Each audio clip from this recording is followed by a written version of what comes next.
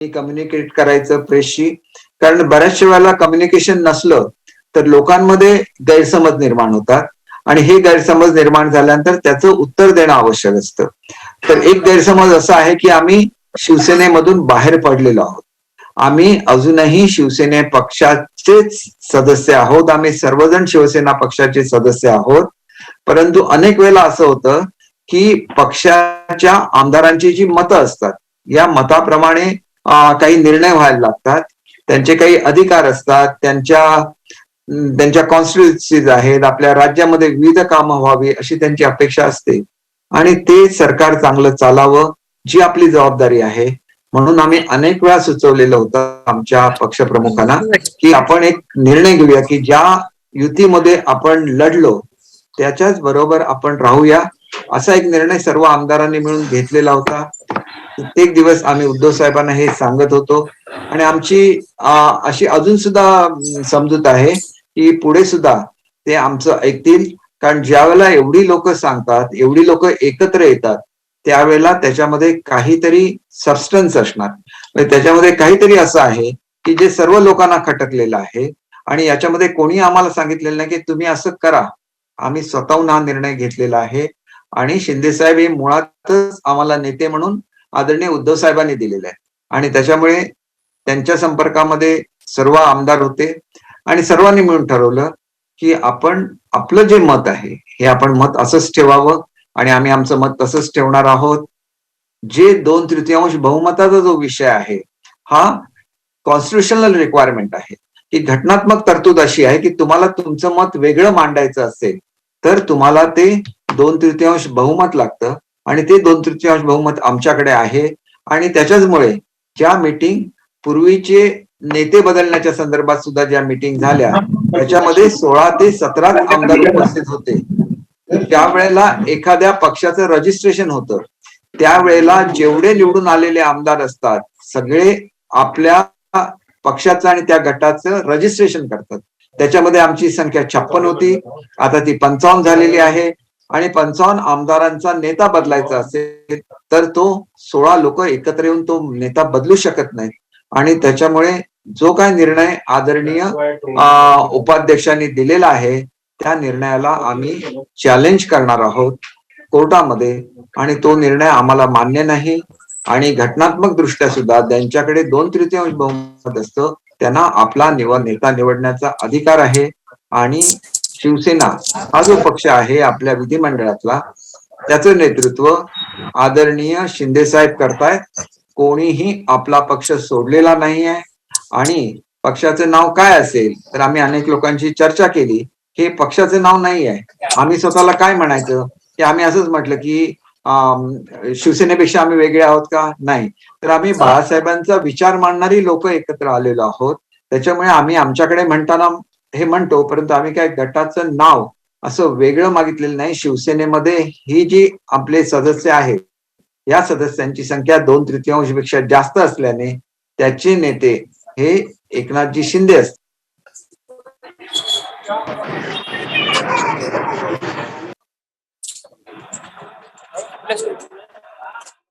गुवाहाटीवरून दीपक केसरकर हे बोलत होते. आम्ही पक्षात आहोत, आम्ही पक्ष सोडलेला नाही असं त्यांनी यावेळी स्पष्ट केलं. ही अँटी डिफेक्शन लॉ वाचून बघावा. त्याच्यामधल्या ज्या तरतुदी आहे तुम्हाला जर पक्षाने व्हीप काढला आणि व्होटिंग मध्ये किंवा व्होटिंग साठी ऍबसेंट राहून तुम्ही जर तो व्हीप मडला सदनामध्ये विधानसभेमध्ये तरच तुम्हाला डिस्क्वालिफिकेशन अट्रॅक्ट होतं. परंतु घाबरवण्यासाठी म्हणून आमच्या मिटिंगला नाही आला तरी तुम्ही डिस्क्वालिफाय होता असं सांगितलं जातं आणि ते ऍप्लिकेशन स्वीकारले जातात.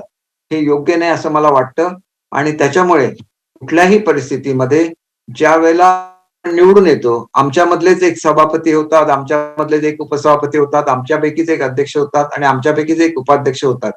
परंतु आमच्या बरोबर आमदार हा त्यांचा जो स्टेटस असतो तो बदलतो आणि त्यांना एक कायदेशीर अधिकार प्राप्त होतो जो घटनात्मक अधिकार आहे आणि मग ते उपाध्यक्ष, अध्यक्ष किंवा सभापती, उपसभापती होतात.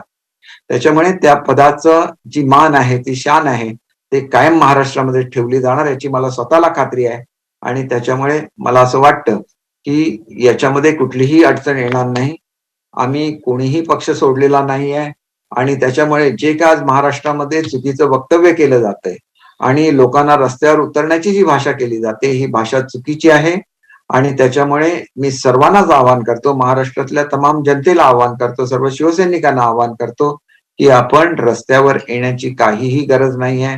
आपल्याला जे सांगितलं जातं ते आणि प्रत्यक्षातली वस्तुस्थिती ही वेगळी आहे आणि त्याचं तुम्ही निश्चितपणे ती समजून घ्याल. कुठल्याही परिस्थितीमध्ये बाळासाहेबांचा जो विचार आहे तो विचार पुढे घेऊन पुढे नेला जाईल याची मी आपल्याला या माध्यमातून खात्री देतो. दीपक जी, मैं दिनेश मौर्य। मेरा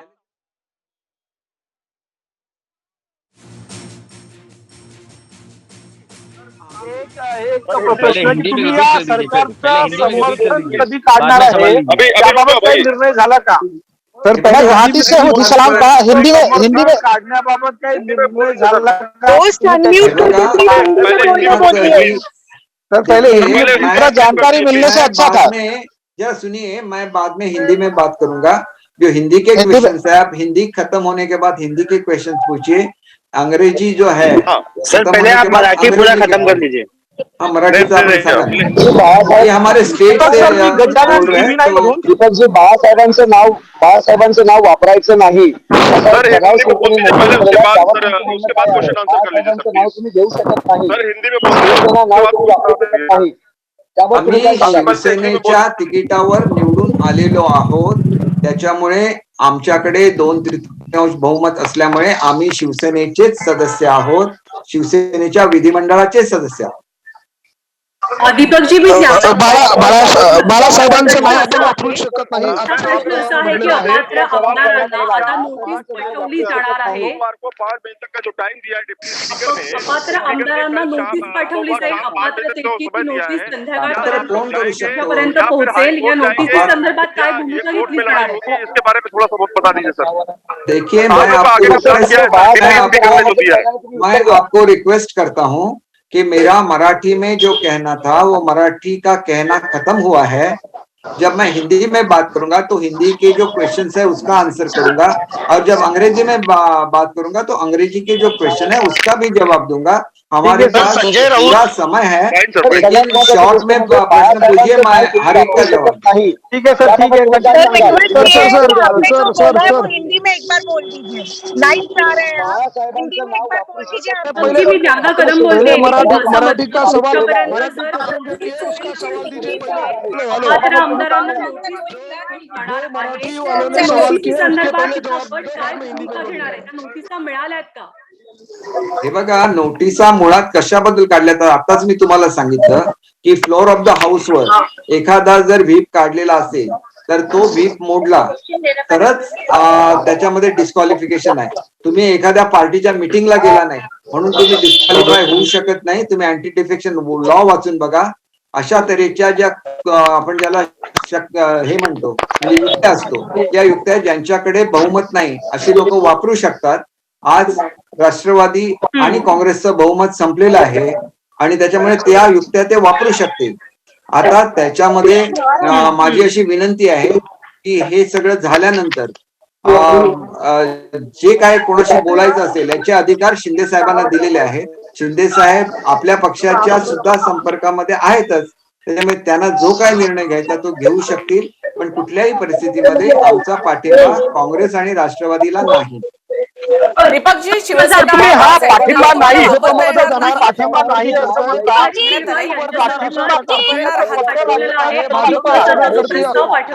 तुम्हाला सांगतो, प्रस्तावाच्या बैठकीबद्दलही सवाल उपस्थित करण्यात आलेले आहेत, याबद्दल तुमची प्रतिक्रिया? अविश्वासाचा प्रस्ताव विधानसभा उपाध्यक्षांसंदर्भात एक एक सवाल पूछो भाई।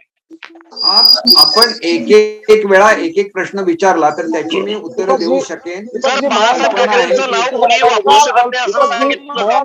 सांगितलं असेल तर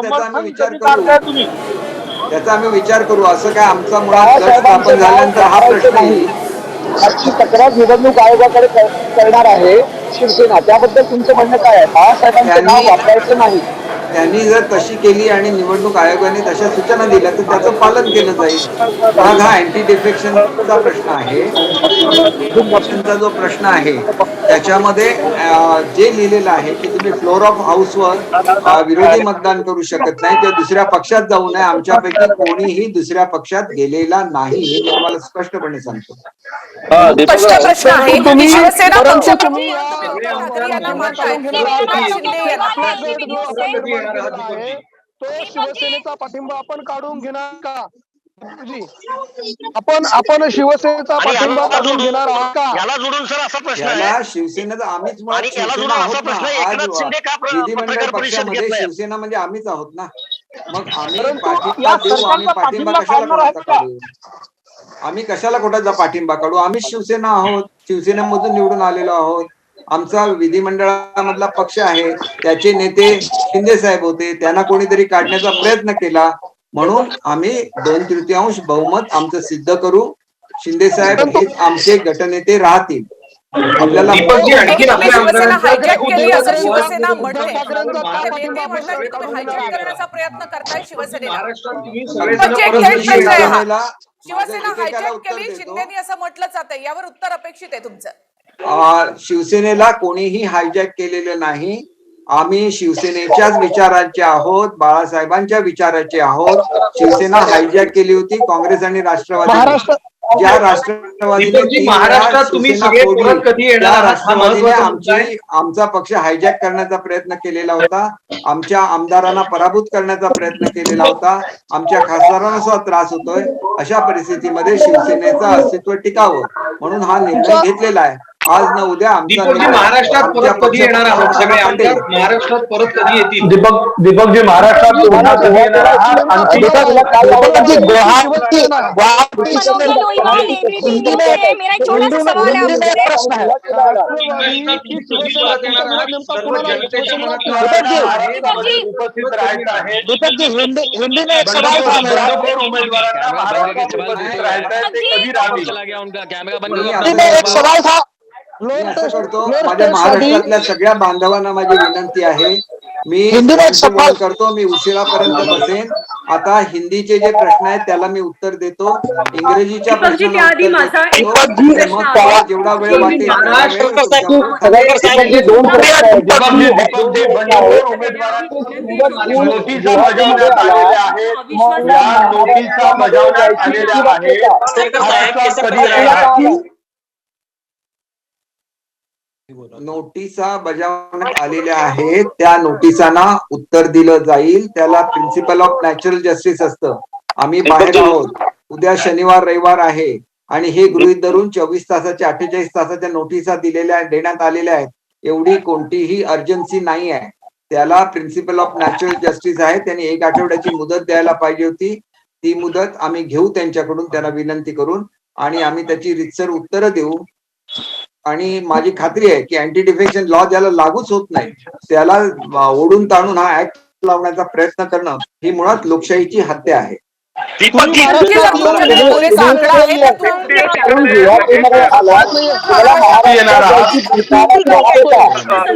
प्रत्यक्ष उपस्थित राहणार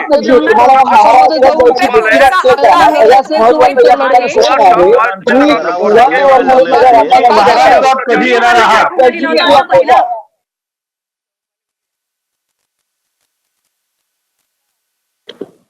तुमच्याकडे असलेल्या आमदारांच्या घराला हल्ले व्हायला लागले आहेत, त्याबद्दल तुम्ही काय बोलणार आहात का नाही?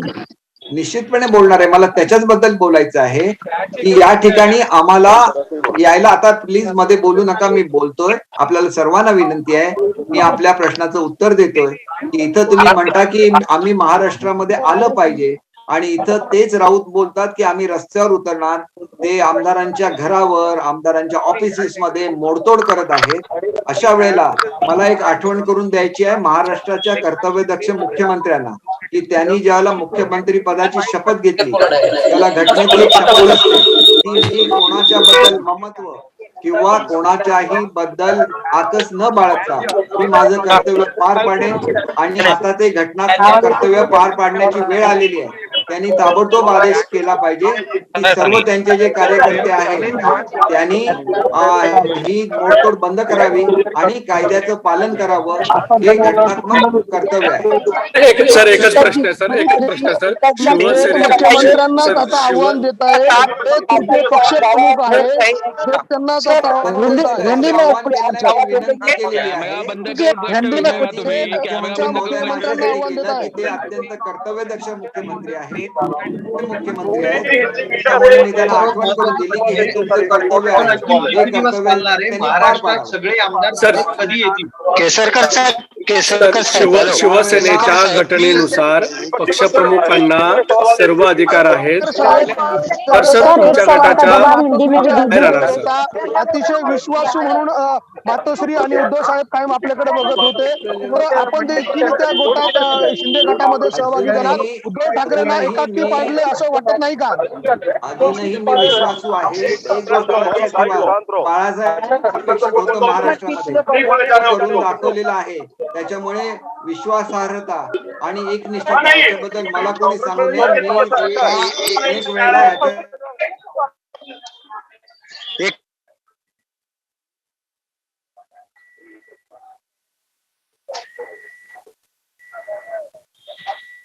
आहे की असं करणं हे मला मान्य नाही.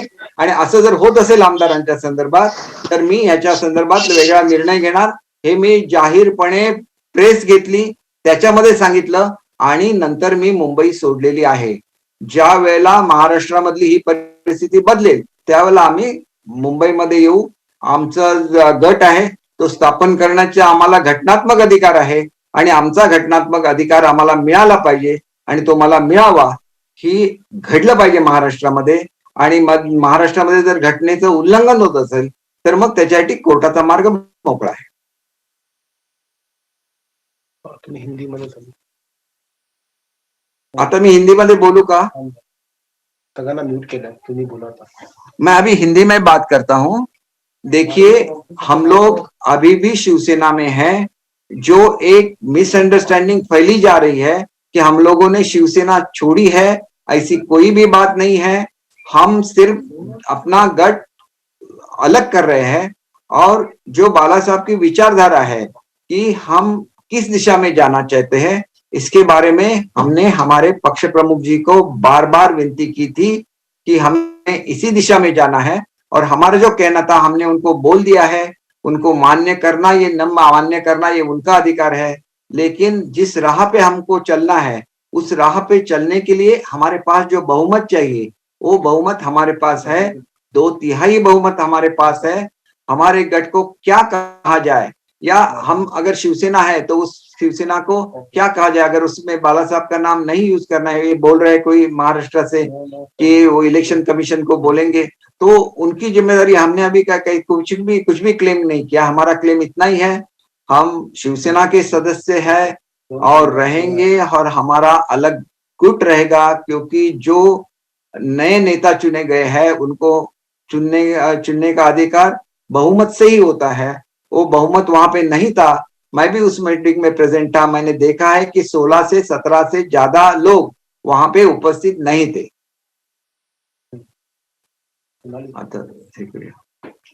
तो आपको कुछ सवाल पूछना होगा तो आप जरूर पूछिए, लेकिन उससे पहले मैं आपको एक चीज बोलना चाहता हूं कि मेरी एक रिक्वेस्ट है ऑनरेबल चीफ मिनिस्टर से कि वो कॉन्स्टिट्यूशनल हेड है महाराष्ट्र के, तो उनका ये कर्तव्य है कि आज जो दंगे चल रहे हैं महाराष्ट्र में वो तुरंत एक बार वो कॉल करेंगे तो ये सब दंगे बंद हो जाएंगे. और ये उनका कर्तव्य है और वो बहुत ही कर्तव्यदक्ष मुख्यमंत्री है. तो हमारी उनसे विनती है कि ये जल्द से जल्द अपना जो मुख्यमंत्री का कर्तव्य है वो पूरा करें और महाराष्ट्र की जनता को रिलीफ दे. Okay, questions. अब आप क्वेश्चंस पूछिए, एक एक करके पूछिए.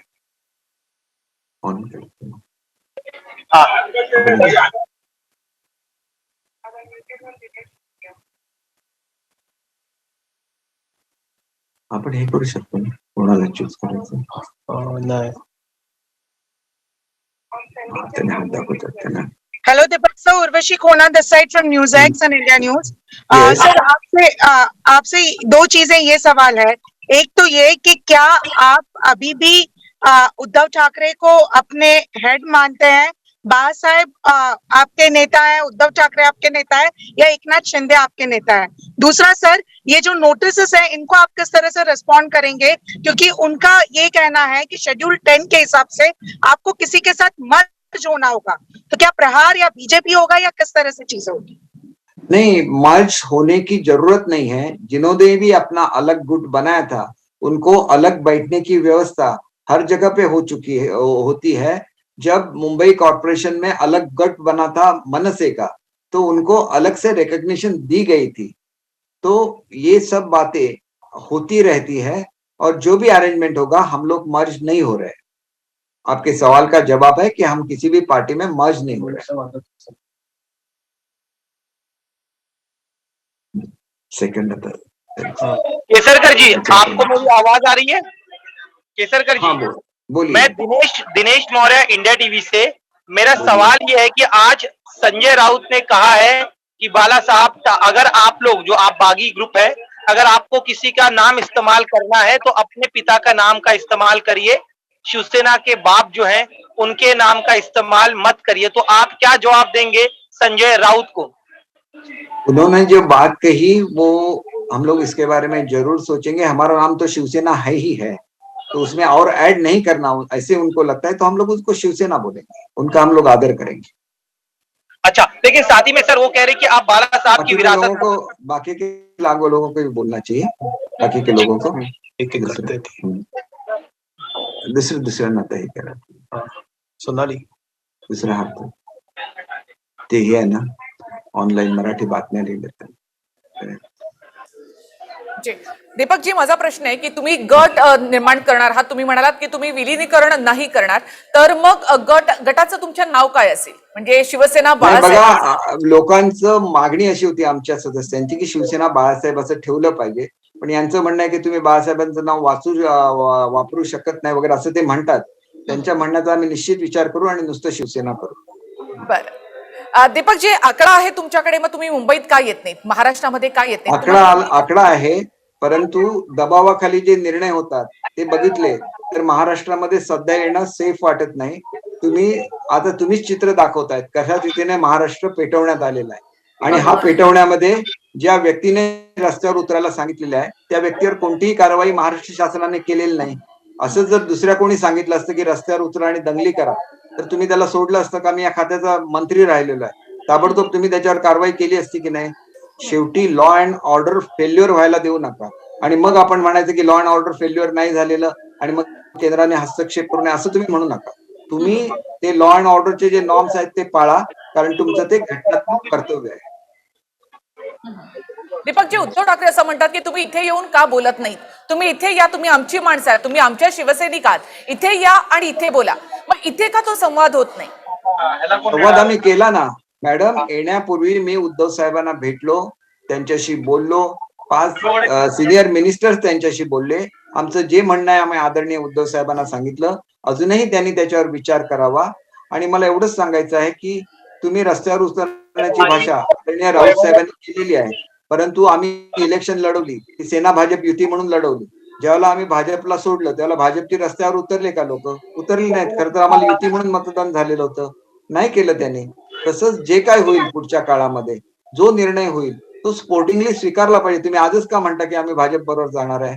आम्हाला ज्यावेळेला म्हणतात की तुमच्या नेत्याला बदला, त्यावेळेला आम्ही म्हटलं की आम्ही नेत्याला बदलणार नाही, कारण आमचं 2/3 बहुमत आहे.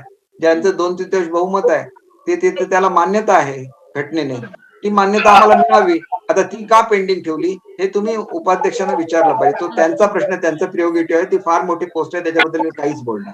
उद्धव ठाकरेंनी तुम्हाला गद्दार असं म्हटलेलं आहे, त्यावर तुम्हाला काय म्हणायचं आहे? आणि दुसरी गोष्ट म्हणजे त्यांनी असं म्हटलंय की तुम्ही तुमच्या बापाच्या नावानं मतं मागा, माझ्या बापाच्या नावानं तुम्ही मतं मागू नका. तर यावर तुमचं काय अधिकृत मत आहे? बघा, आम्ही कोणाच्याच नावाने सध्या मतं मागितलेली नाही, कारण 2.5 वर्षानंतर इलेक्शन आहे.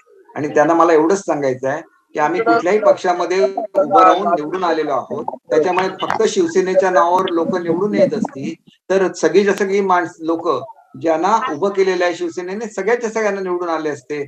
परंतु त्याच्यामध्ये उमेदवाराचं सुद्धा गुडविल असतं, अधिक पक्षाची मतं असतात. अशी मतं प्रत्येक पक्षाकडे असतात.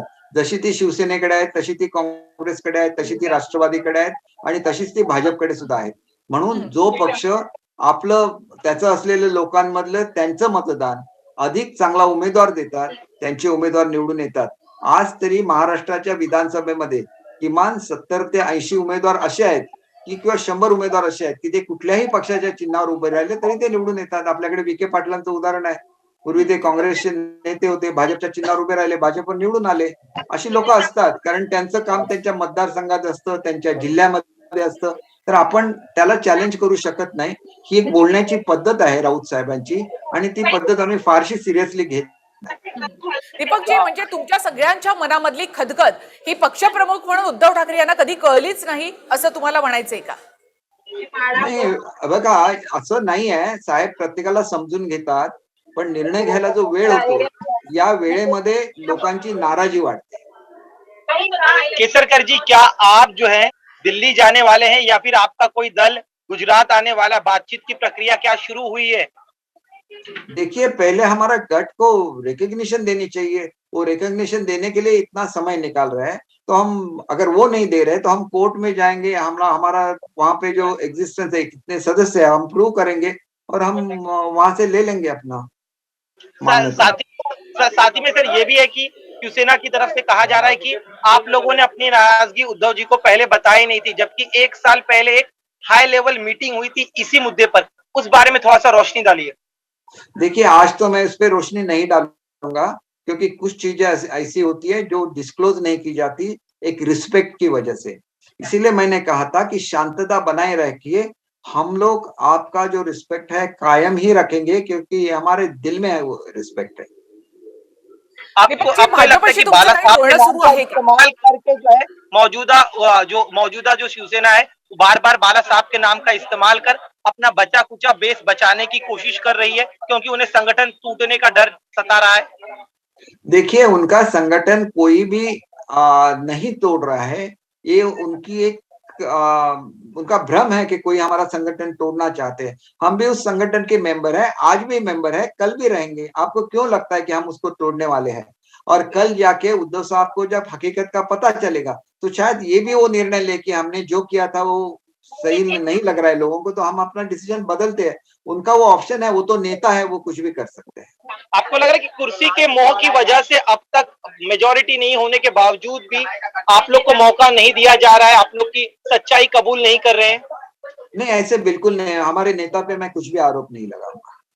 लेकिन सच्चाई तो यही है कि नंबर्स आपके पास है, उनके पास नहीं है. हाथ वर कर सकते हैं ना. देखिए, हमारे पास नंबर है, लेकिन हम लोग रिस्पेक्ट करते हैं उनका. हम लोग बाला साहब के शिवसैनिक है, तो हम लोग उद्धव साहब का रिस्पेक्ट करेंगे. हम लोग क्यों उनके खिलाफ बोलेंगे? हमारा इतना ही कहना है कि ओरिजिनल जहाँ जिस नाम पे आपने ये किया था, इलेक्शन लड़ा था, उस नाम पे हम लोग ये करेंगे, ऐसे मुझे लगता. दीपकजी, महाविकास आघाडीतनं काही झालं तरी बाहेर पडायचंच आहे, भाजपसोबत जायचंच आहे, हे खरं कारण एकाकडे म्हटलं जातंय. बाकीची कारण अशीच दिली जात आहेत का खरंच घुसमट झालेली होती, 2.5 वर्ष एनसीपी संपवते शिवसेनेला, हे सातत्याने तुमच्याकडनं सांगितलं जात होतं? हे सातत्याने सगळे आमदार मला सांगतायत. खरं तर काय, मी एनसीपी मध्ये होतो, त्याच्यामुळे माझे सगळ्या मंत्र्यांशी चांगले संबंध आहेत. पण माझे एकट्याचे चांगले संबंध असून काय उपयोग आहे? तिथं 2 नंबरला आमच्याकडे एनसीपी नव्हती, माझ्याकडे 4 नंबरला एनसीपी होती. त्याच्यामुळे एनसीपी जिथं 2 नंबरला आहे तिथं पडलेल्या उमेदवाराला ताकद दिली जात होती. ही वस्तुस्थिती आहे. मग लोक कसे सहन करणार की तुम्ही एकतर सत्तेमध्ये पराभूत झाला होता युतीच्या समोर, अशा वेळेला तुम्ही परत सत्तेमध्ये आला, त्याला शिवसेना कारणीभूत ठरली. मग शिवसेनेला तेवढं तर तुम्ही दिलंच पाहिजे ना महत्व, की आम्ही तुमच्या माणसांना डिस्टर्ब करणार नाही असं. आणि समजा ते करत असतील तर उद्धव साहेबांनी त्यांना बोलवून सांगितलं असतं तर हा प्रश्न सुटला असता. कुठल्याही प्रश्नाची ग्रॅव्हिटी लक्षात आली नाही, त्याच्यावर निर्णय झाला नाही, त्याच्यातून ही परिस्थिती उभी राहिलेली आहे. कोणीही उद्धव साहेबांच्या विरोधात नाही, सर्व बाळासाहेबांच्या विचाराचे आहेत. येण्यापूर्वी मी आदित्यजींच्या गाडीमध्ये होतो, त्यांना समजून सांगितलंय सगळ्यांच्या बद्दल आम्हाला प्रेम आहे. आणि मी सांगा, मी एवढी मोठी लढाई कोकणामध्ये केली, मला स्वतः पंतप्रधान कार्यालयामध्ये बोलवण्यात आलं होतं, मी का नाही गेलो? तर मराठी माणसाच्या मागे शिवसेना उभी राहते, मराठी माणसाच्या हाताला त्यांनी काम दिले म्हणून एवढ्या मोठ्या व्यक्तीला न भेटताना दिल्लीवरून परत आलो. माझ्यावर पर्रिकर साहेब होते, त्यांना मी समजावून सांगितलं. मी असा मनुष्य आहे की मी त्यांना सांगितलं की पुढच्या काळामध्ये तुमच्या 2 पक्षामध्ये मी दुवा बनेन, कारण त्यावेळेला ते एकत्र होते. मग मला हा का प्रश्न येणार, मला असं वाटत नाही. आणि मी ही भूमिका सुरुवातीपासून साहेबांना सांगतोय की तुम्ही आणि भाजप एकत्रच राहिलं पाहिजे, कारण मुख्यमंत्री आणि पंतप्रधान ज्या वेळेला एका दिशेने चालतात त्यावेळेला ते राज्य मोठं होतं. आणि महाराष्ट्र हे फायनान्शियल कॅपिटल आहे भारताचं. ज्या वेळेला महाराष्ट्र मोठा होईल भारत सुद्धा मोठा होईल. आणि पंतप्रधानांना अतिशय प्रेम हे मातोश्रीबद्दल आणि विशेषतः बाळासाहेबांच्या बद्दल आहे.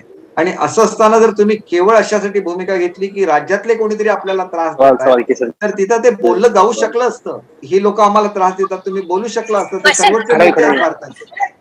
दीपकजी, 2 महत्वाचे माझे प्रश्न आहेत. पहिला प्रश्न असा आहे की दीपकजी, तुम्ही आघाडी सरकारचा पाठिंबा सगळेजण कधी काढून घ्याल? आणि दुसरा प्रश्न असा आहे की तुम्ही वारंवार सगळेजण सांगतात, नाराज आमदार, की आमचा रोष हा उद्धवजींवर नाहीये किंवा शिवसेनेवर नाहीये, तर तुमचा सगळ्यांचा रोष हा संजय राऊत यांच्यावर आहे का? बघा, संजय राऊतांवर रोष असण्याचा प्रश्न नाही, कारण ते आमच्या विधिमंडळाचे सदस्य नाही. ते फक्त बोलतात आणि ते बोलताना सुद्धा त्यांची स्पीचेस फायरी असतात. फायरी स्पीचेसने आग लागतेच, मग ती कोणाच्या मनामध्ये लागते, पक्षापक्षांमध्ये लागते, परंतु ती त्यांच्या बोलायची स्टाईल आहे. त्याच्यामुळे ती स्टाईल मी बदलू शकत नाही. आणि मी आज जरी काही बोललो तर त्यांच्याबद्दल सुद्धा मला आदर आहे ना, परंतु मी का त्यांच्याबद्दल बोलू? ते आमच्या विधिमंडळाचे सदस्य नसल्यामुळे आमचा त्यांच्याशी डायरेक्टली काही संबंध येत नाही. आमचा संबंध कशाशी येतो तर भागाच्या विकासाची येतो, महाराष्ट्राच्या विकासाची येतो. तुम्हाला मी एक साधं उदाहरण देतो. आमच्याकडे एक स्कीम चालू होती अत्यंत गरीब लोकांची पर कॅपिटा इन्कम वाढवण्याची. त्याच्यामध्ये ज्यावेळेला ती स्कीम अजितदादांनी रद्द केली तर अजितदादा माझ्या जवळचे आहेत. मी त्यांना विचारलं की दादा असं का करताय? ते म्हणाले माझ्या काही कारणामुळे मी करतोय, परंतु मला जर मुख्यमंत्र्यांनी सांगितलं हे बंद करायचं नाहीये तर मी बंद करू शकणार नाही. तर त्याच्यानंतर मी अपेक्षा कोणाकडून करणार? मुख्यमंत्र्यांच्याकडून करणार. बरोबर आहे ना? माझ्याकडे एक मल्टीस्पेशालिटी हॉस्पिटल व्हायचं होतं, कारण कोकणातली सगळी माणसं गोव्याला जातात ट्रीटमेंटसाठी. मल्टीस्पेशालिटी हॉस्पिटल आवश्यक होतं. मी आदरणीय आमचे थोरात साहेब आहेत, मी गेली 2 वर्ष त्यांच्या ह्याच्यामध्ये चक्कर मारतो की तुम्ही एक नुसती मीटिंग घ्या. होय नाही काय ते मीटिंग मध्ये ठरलं, मीटिंग घ्या. त्यांनी मीटिंग घेतली नाही म्हणून मी उद्धव साहेबांना सांगितलं. आता त्यांना कोरोनाची अडचण होती, इतर अडचणी होत्या. मी तुम्हाला एक उदाहरण सांगितलं. हे फक्त माझ्या मतदारसंघातलं सांगितलं. अशी शेकडो उदाहरणं असणार, कारण हे रिजनचे प्रश्न आहेत. कोणाची जमीन वाटप व्हायची असणार, योग्य वेळेला निर्णय झाला म्हणून ते थांबलेलं असणार. मग आम्ही शिवसेनेचे आमदार आहोत, आमचे मुख्यमंत्री आहेत, आम्हाला जे वेटेज दिलं गेलं पाहिजे राज्यामध्ये, मग आम्ही का घेतलं मुख्यमंत्री पद शिवसेनेने? का चांगली डिपार्टमेंट नाही घेतली? सगळी चांगली डिपार्टमेंट राहिली राष्ट्रवादीकडे आणि काँग्रेसकडे. आमच्याकडे एकही चांगलं डिपार्टमेंट नाही आहे. का? एक ते युडी, दुसरं आहे ते उद्योग. ह्याच्या पलीकडे आमच्याकडे डिपार्टमेंट नाही. आम्हाला प्रत्येक वेळेला जाऊन त्यांच्याकडे हात जोडायला लागतात. पण हात जोडल्यानंतर हा मुख्यमंत्री महोदयांचा मनुष्य आला, याला तो मान दिला पाहिजे, याचं काम केलं पाहिजे. हे जर झालं असतं तर आम्हाला सुद्धा वाटलं पाहिजे असतं की मुख्यमंत्री पद घेऊन शिवसेना मोठी झाली. मुख्यमंत्री पद घेऊन शिवसेना जर संपणार असेल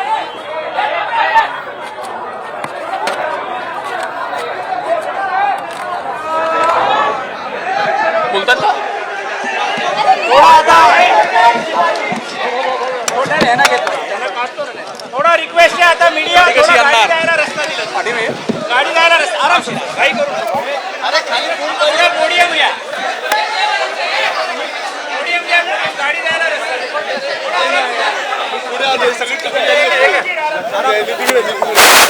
झाली पाहिजे असं मला वाटतं. आणि तो जो विचार आहे हा सर्व आमदारांचा विचार होता आणि तो एकत्रित त्याचा विचार केला गेला नाही. त्याच्यामुळे ही ठिणगी पडली. ही ठिणगी कदाचित राज्यसभेच्या इलेक्शन पासून पडली आणि राज्यसभेमध्ये जी मतं फुटली होती ती ना शिवसेनेची फुटली होती, ना शिवसेनेला सपोर्ट करणाऱ्या लोकांची फुटलेली होती.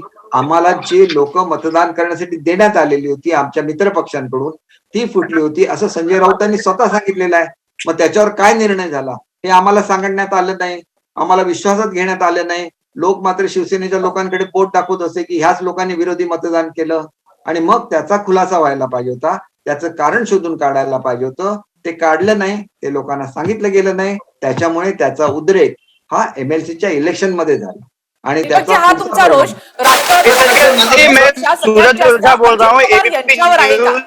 हा तुमचा रोष अजित पवार यांच्यावर आहे का? नहीं, बिल्कुल नहीं, बघा कोणावर आप गए थे सूरत, उसके बाद आप यहाँ कि आप 5 स्टार होटल आप यहाँ गुवाहाटी प्राइवेट और जो आरोप मतलब कई सवाल उठ रहे हैं कि आप 5 स्टार होटल में रुक रहे हैं प्राइवेट जेट से यहाँ पर आ रहे हैं, तो आखिर इन सब का खर्चा कौन कर रहा है? तो इस पर भी कई सारे सवाल उठाए जा रहे हैं। ये ऐसे ही सवाल उठाए जाते हैं अलग अलग स्टेट में, और उनके आमदार जब जाते हैं तो वो क्या ऑर्डिनरी होटल में रुकते हैं क्या? हर किसी को, हमारे यहाँ आमदार को अच्छी तनख्वाह है तो अपना खर्च वो खुद कर सकता है। और जब हमें कोई इनवाइट करता है, जैसे समझिए शिंदे साहब ने इनवाइट किया, तो शिंदे साहब हमें कुछ भी फ्री नहीं लेते हैं, उसका पैसा भरते हैं, ऑफिशियली भरते हैं, उनसे जो भी कंसेशन है वो लेते हैं, पर पैसा भर के हम लोग यहाँ पे रहते हैं, हम लोग मुफ्त तो नहीं रहते। और कोई भी पार्टी हमारा खर्चा नहीं उठा रही है। हमारे जो नेता है शिंदे साहब, उन्होंने हमें बुलाया, उन्होंने बोला कि ये फ्लाइट से आपको आना है, हम उस फ्लाइट में बैठ गए, यहाँ पे आ गए। फिर जो भी पेमेंट करना है वो पेमेंट कर देंगे, उसका कुछ सवाल नहीं है। आप क्यों बार बार उठा रहे हैं? आपको क्यों लगता है कि बीजेपी इसके पीछे? बीजेपी इसके पीछे बिल्कुल नहीं है। ये हमारा प्रॉब्लम अगर सॉल्व होता है तो हम लोग भी बात कर रहे हैं ना, शिंदे साहब भी साहब से बात कर रहे थे, बाकी के नेताओं से बात कर रहे थे, वो बोल रहे थे कि आज भी आप निर्णय ले लो कि आप बीजेपी के साथ गठबंधन बनाओ। उन्होंने सुना नहीं, तो उनका अधिकार है, हम क्या बोल सकते हैं, वो हमारे नेता है, हम उसके बारे में कुछ। केसरकर जी, हाँ बोलिए। केसरकर जी, वहां पे वक्त लग रहा है, तो इसकी वजह से वहां पे जो आमदार है आपके, वहां अस्वस्थता बढ़ रही है, तो वैसी न्यूज आ रही है, तो वहां का क्या माहौल है? और आपने जो कहा कि हम इस बार सत्ता में है, तो पिछले 5 साल में भी आप सत्ता में थे, बीजेपी के साथ थे, उस टाइम आपके काम कुछ नहीं हुए क्या? आप भी उस टाइम आमदार थे, वो काम हुए कि नहीं आपके? हुए, इसलिए हम लोग जीत के आए ना, हुए इसलिए जीत के आए। जब हमें कोई भी डिफिकल्टी आती थी उस वक्त, तो हम उद्धव साहब को जाके बोलते थे, और जब वो देवेंद्र फडणवीस जी से बात करते थे तो देवेंद्र फडणवीस जी वो कर देते थे। हमारा जो भी है, हमारे यहाँ के रास्ते हैं, एक बार उद्धव साहब ने बोल दिया तो वो तुरंत काम करते थे, क्योंकि वो कोऑर्डिनेशन था। और उद्धव साहब का एक दर्जा है महाराष्ट्र में, वो जब किसी को बोलते हैं कि ये करना है तो हो जाता है, वो हो जाता था। अगर नहीं होता था तो हम उद्धव साहब के साथ जाते थे। हालांकि मैं जहाँ पे मंत्री हूँ, मुझे उद्धव साहब बोलते कि इनको ये करना है, तो हम लोग बोलते थे, हमारे जो सीनियर थे तो हम लोग बोलते थे।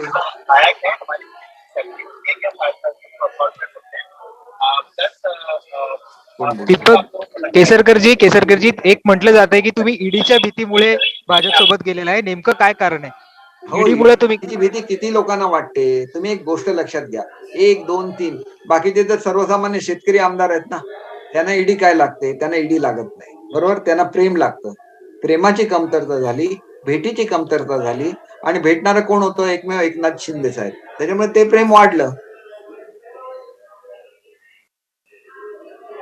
केसरकरजी, तुम्ही बीजेपीशी संपर्कात आहात का? तुमचं काही बोलणं सुरू आहे बीजेपीशी? आमचं काहीही बोलणं नाहीये। मला आपल्याला सांगायचं आहे की आमचा घटनात्मक अधिकार 2/3 बहुमत झाल्यानंतर जो मिळाला पाहिजे, आता घटनात्मक अधिकारासाठी किती वेळा बोलायचं? घटनात्मक अधिकार असाच मिळाला पाहिजे। मग त्याच्यामध्ये कोणतरी जाऊन बसणार उपसभापतींच्या ह्याच्यामध्ये, त्यांना मार्गदर्शन करणार, काय करायचं होतं, एवढी मोठी ऑथॉरिटी आहे। मी पुस्तक वाचा, आमच्या सह्या कन्फर्म करा, आम्हाला मान्यता द्या, आम्ही ताबडतोब येतो महाराष्ट्रामध्ये। बीजेपीकडनं तुम्हाला काही ऑफर मिळालेली आहे का? म्हणजे शिंदे साहेब त्यांच्या व्हिडिओमध्ये असं म्हणाले होते की चांगलं प्रोफाईल आपण मागून घेऊ, चांगली खाती आपण मागून घेऊ, असं त्यांचं त्या व्हिडिओमध्ये होतं, तर तसं काही ऑफर आली आहे? शिंदे साहेब नेते म्हणून आम्ही शिंदे साहेबांना सर्वाधिकार दिलेला आहे मॅडम, आणि त्याच्यामुळे असं आहे की शिंदे साहेब जे काय करणार, ह्या वाटाघाटी पूर्वी ज्या वेळेला मुख्यमंत्री उद्धव साहेब झाले त्यावेळेला चांगली खाती मागितली नाही, आणि त्याच्यामुळे आम्हाला जे सहन करायला लागलं, त्या पार्श्वभूमीवर आम्ही नेहमीच म्हणणार की चांगली खाती मागून घ्या, तर आपल्या लोकांची आपण कामं करू शकतो। कारण आम्ही त्यांच्याकडे जी खाती असतात ते आपल्या पक्षालाच न्याय देतात, त्यांनी संपूर्ण महाराष्ट्राला न्याय दिला पाहिजे, आणि आमच्या वाटेला जी खाती शिंदे साहेबांच्या वाटेला येतील ते प्रत्येकाला न्याय देतील। केसरकरजी, रवींद्र आंबेकर बोलतोय। नमस्कार आंबेकर साहेब, माझा प्रश्न असा आहे की माझा प्रश्न असा आहे की भाजप बरोबर सरकार बनवण्याचं तुमचं हॅलो. तर अशा वेळेला तुम्ही आंबेडकर साहेब, आम्ही उद्धव साहेबांना सांगत होतो की तुम्ही भाजप बरोबर सरकार बनवा, कारण आपण भाजप बरोबर युती करून लढवली नाही इलेक्शन. मग त्यांच्यावर सरकार बनवण्यामध्ये काय कमीपणा आहे?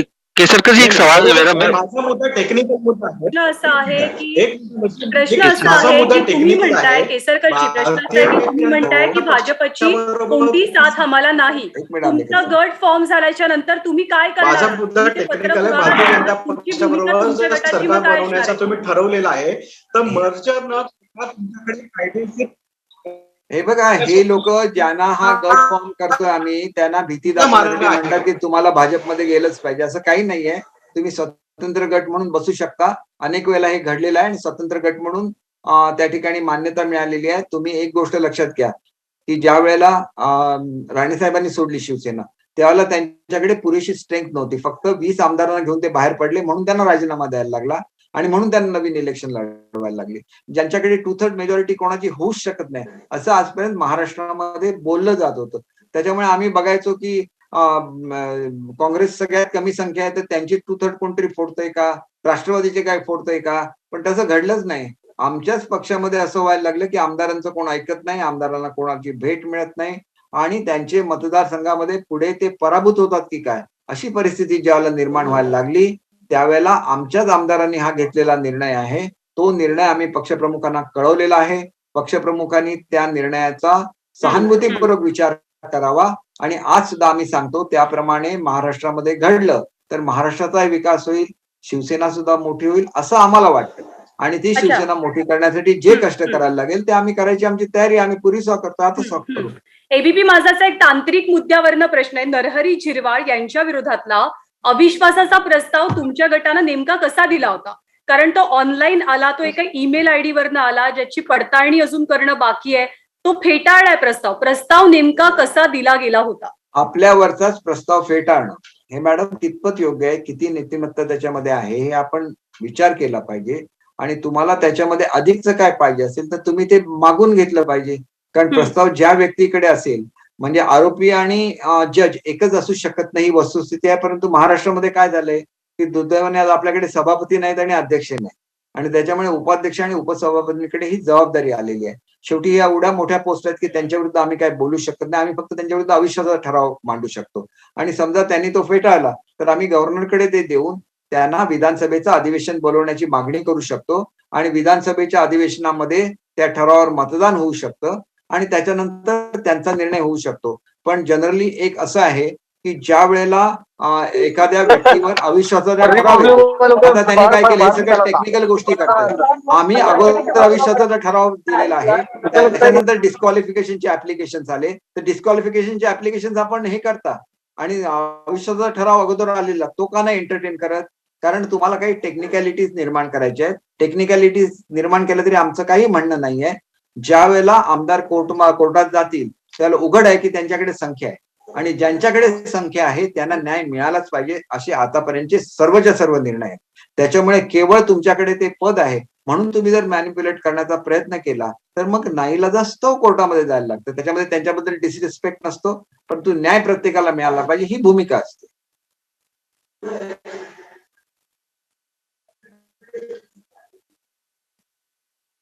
तुम्ही राज्यपालांकडे परेड करणार आहात का?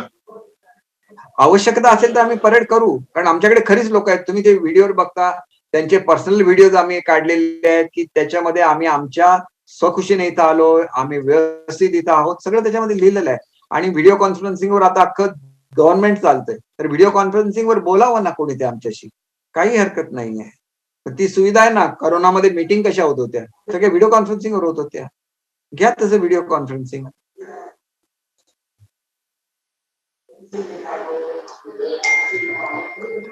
मला वाटतं सगळ्यांचे प्रश्न संपलेले आहेत, तर आपण आता ही प्रेस कॉन्फरन्स संपवूया.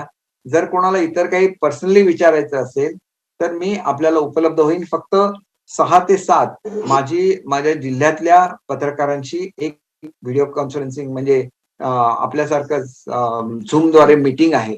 तो वेळ बघून आपण कोणीही सांगितलं तर आपल्या प्रत्येक प्रश्नाची उत्तरं द्यायची आमची तयारी आहे. आमची मनं साफ आहेत. आम्ही अजून शिवसेनेमध्येच आहोत. आम्ही रिक्वेस्ट केलेली आहे मुख्यमंत्री महोदयांना.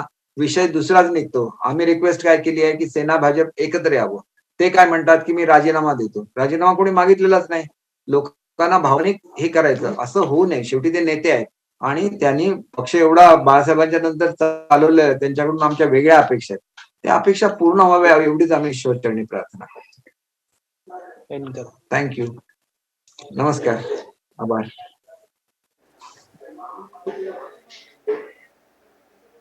तर दीपक केसरकर यावेळी बोलत होते. व्हिडिओ कॉन्फरन्सिंगच्या माध्यमातून त्यांनी संवाद साधलेला आहे. आम्ही अजूनही शिवसेनेत आहोत. आमच्याकडे 2/3 बहुमत आहे. आमच्याकडे आमदार असल्यानं आता आमचे नेते एकनाथ शिंदे आहेत असं त्यांनी म्हटलंय.